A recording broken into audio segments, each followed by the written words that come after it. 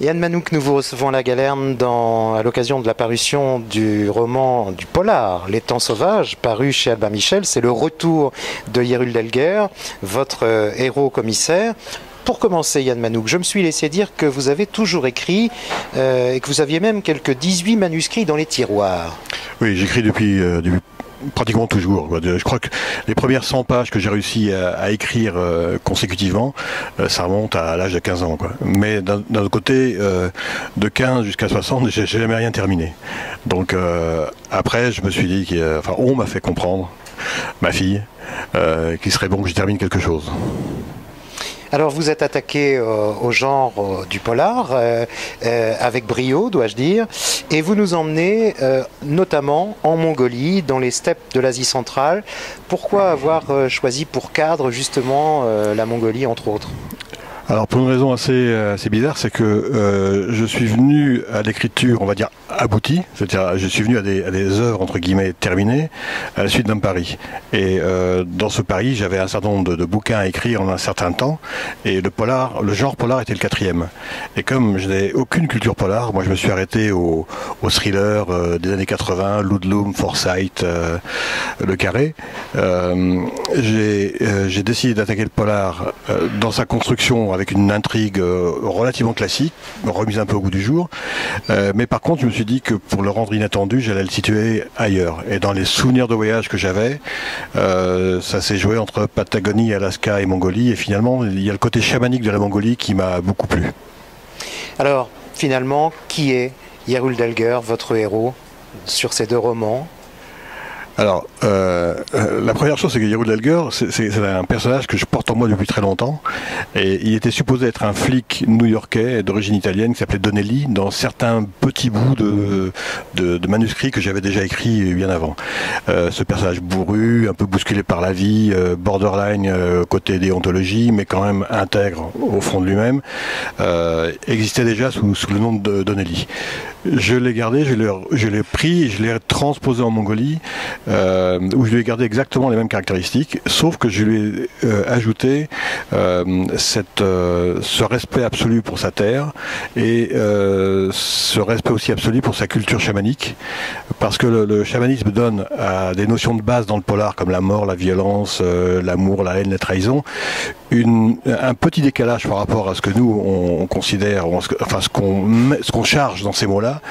Et ce petit décalage fait que je crois que le polar est un petit peu différent. Alors évidemment, ce n'est pas le seul personnage dans vos romans, il y en a d'autres, ils ont tous un caractère bien affirmé, et c'est vrai que par la même occasion, vous ne les ménagez pas pour autant. Non, pour plusieurs raisons.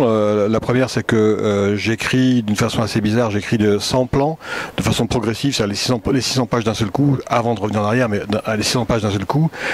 Et par conséquent, mes personnages naissent sous ma plume, vraiment. Il y a des personnages qui arrivent de façon complètement inattendue. Gantulga, qui devient incontournable, est un gamin qui n'existait pas 2 lignes avant. Il s'impose comme ça. Oyun, non, mais Gantulga, c'est sûr.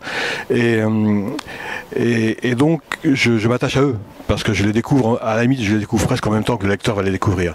Et l'autre raison, c'est que j'aime bien donner de la consistance à tous les personnages, même ceux que je vais détruire très vite. C'est-à-dire que je donne autant de force à un personnage que je vais tuer dans 20 pages qu'à celui qui fera les 600 pages du bouquin.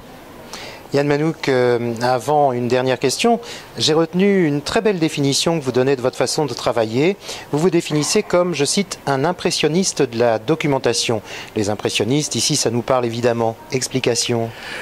Alors l'idée, c'est que de la même façon que je travaille sans plan, que je travaille d'un seul jet en allant jusqu'au bout de mes 600 pages, je travaille sans documentation préalable. C'est-à-dire que je ne travaille que sur les souvenirs que j'ai, ou des souvenirs vécus, ou des souvenirs de lecture que j'ai des endroits ou des personnages que je traite. Pourquoi je fais ça? Parce que je pense que quand on se documente trop fort en amont, on finit par régurgiter plus qu'on ne devrait. Et on finit par on est un peu donneur de leçons, on est un peu professoral. Et donc je procède de la façon inverse, je ne me sers que de mes souvenirs ou même des bribes de souvenirs que je peux avoir, et ponctuellement, en cours d'écriture, je vais chercher une vérification, ça a été notamment le cas, j'avais des souvenirs de pâtisserie normande, et je suis allé chercher 1 ou 2 noms.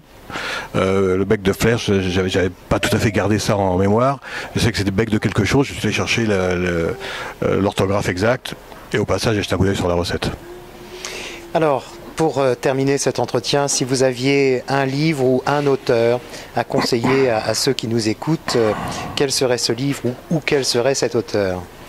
Écoutez, moi j'ai un livre de chevet, si je peux dire, parce que j'ai un problème de mémoire, c'est-à-dire que j'ai une très très mauvaise mémoire. Contrairement à ce qu'on pourrait penser. Enfin, j'ai une très mauvaise mémoire des noms et des choses matérielles. Et donc, je peux lire un bouquin et ne pas m'en souvenir dans les 6 mois qui viennent et le relire avec le même plaisir. Le bouquin que je relis depuis des années et que je redécouvre avec plaisir, c'est L'Arrangement d'Elia Kazan.